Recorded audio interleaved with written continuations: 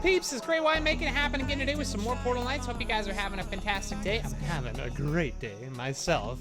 It's my day off and I'm feeling so good.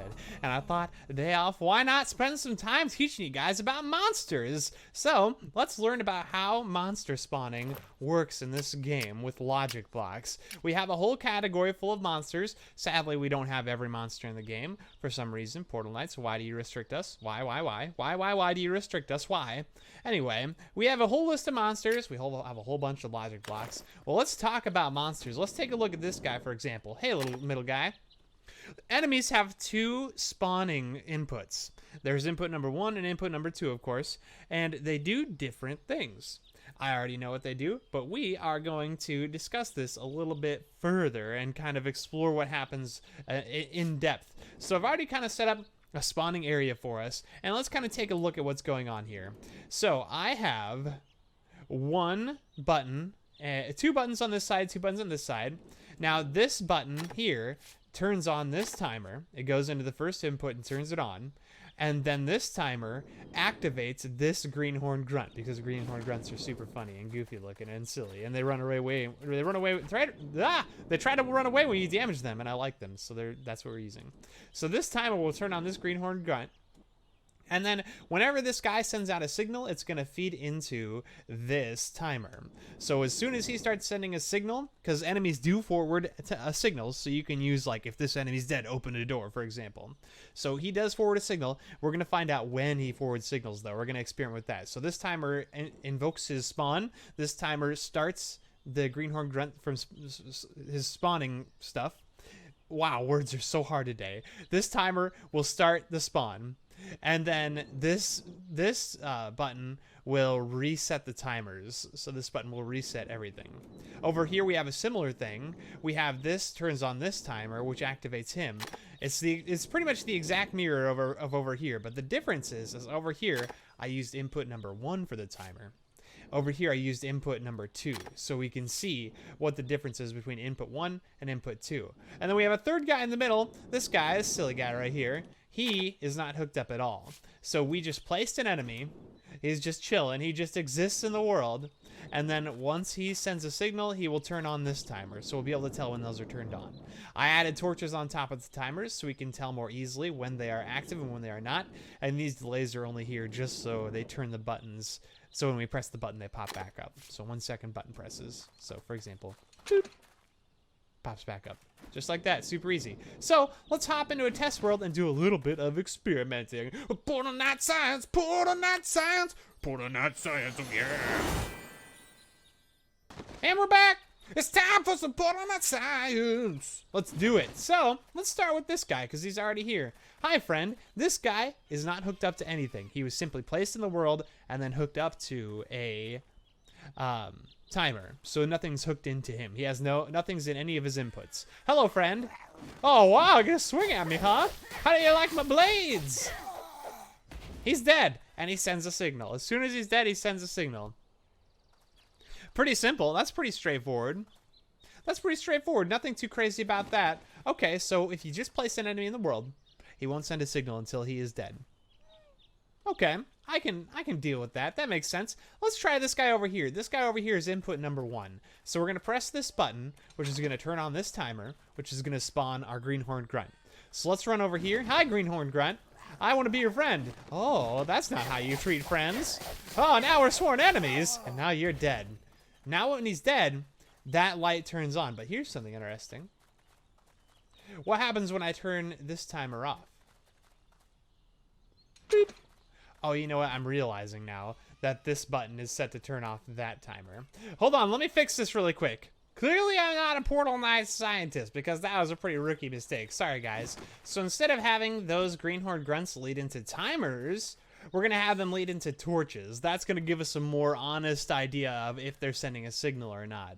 The timers will stay on no matter what. I didn't think about that. That was silly of me. So now let's retry this. This guy is leading straight into a torch. Not into a timer, but straight into a torch. And that will tell us for sure if he is sending a signal or if he is not. So he's dead now. And he's sending a signal. Same way as it was before. Okay, that's pretty straightforward. That's cool. Let's try this guy again. So the middle guy works the same way we thought. Now this is our input number 1 guy. Okay, so you're input number 1. Now you're dead, and you do send a signal. Okay. All right, cool. Now, if I press this reset button, all it's going to do is turn off this timer. And again, this timer is the one that spawns the greenhorn grunt. So if we turn that off, oh, okay, we can see it actually turns off the signal that he was sending. So he no longer sends a signal if the thing that we used to spawn him is no longer sending a signal. So if he's not getting a signal saying to spawn him, he will not send a signal. Now here's something interesting though. What if we press this, okay, and then before we kill him, we turn off his signal? Okay, we've spawned him and then we turned off his signal. Interesting. I'm interested to see what happens. We've killed him. He does not send a signal, not even a short one. There's not even a brief moment where he sends a signal. He's just dead.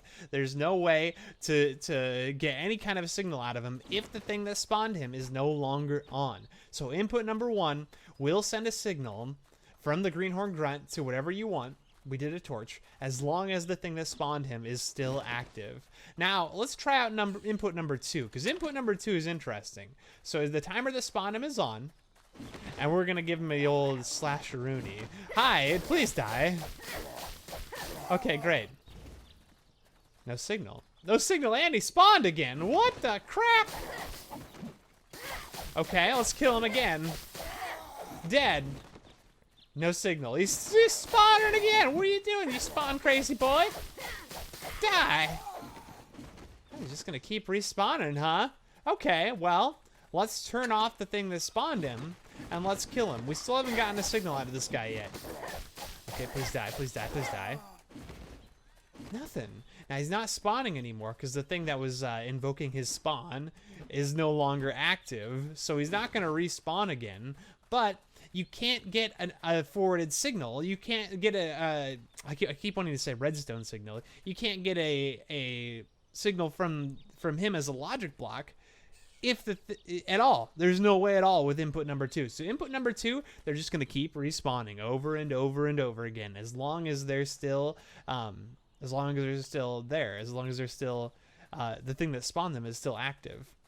But with input number 2, they will forward a signal. They will not keep spawning, but they will forward a signal if the thing that spawned them is still on. And then, of course, we already know if you kill them when they were just placed in the world and they're not actually hooked up from. Woo! Excuse me, I sneezed. But we know if they're just placed in the world and there's no redstone, or excuse me, I keep wanting to say redstone, and there's no signal from a timer or anything hooked up to them, nothing set up to spawn them, they will just send a signal as soon as they die, and they will continue to send that signal for forever. So you could have placed an enemy and have them open a door when they die. You could place an enemy and have a timer turn them on, so when the person presses a button, they open the door, but when they kill the enemy that spawns from the button press, it closes the door or something like that. You could make it like gazers. So if you could place a door and then have some gazers in between, because gazers will kill themselves, and you can have it when they press the button to open the door, the gazers spawn and the door opens, and then if the gazers die and they kill themselves trying to bomb you, it closes the door. That could be a fun puzzle. There's lots of things you could do with this. Pretty simple mechanics, but there's a lot of crazy stuff you could do. You can make an arena. This is actually the basis of how I created the spawner in my arena. I will go through the process of creating a more traditional monster spawner sort of room later, but I wanted to show you guys the basics of how enemies and their inputs work in this game, because there's no tooltip in the game and somebody needs to put something out there, like a resource for everybody else. So that's why I made this. I hope it was useful for you guys. Make sure you do like the video if you liked it. Subscribe to the channel if you haven't already. Leave a comment if you guys have any other ideas for things we should be checking out on the channel.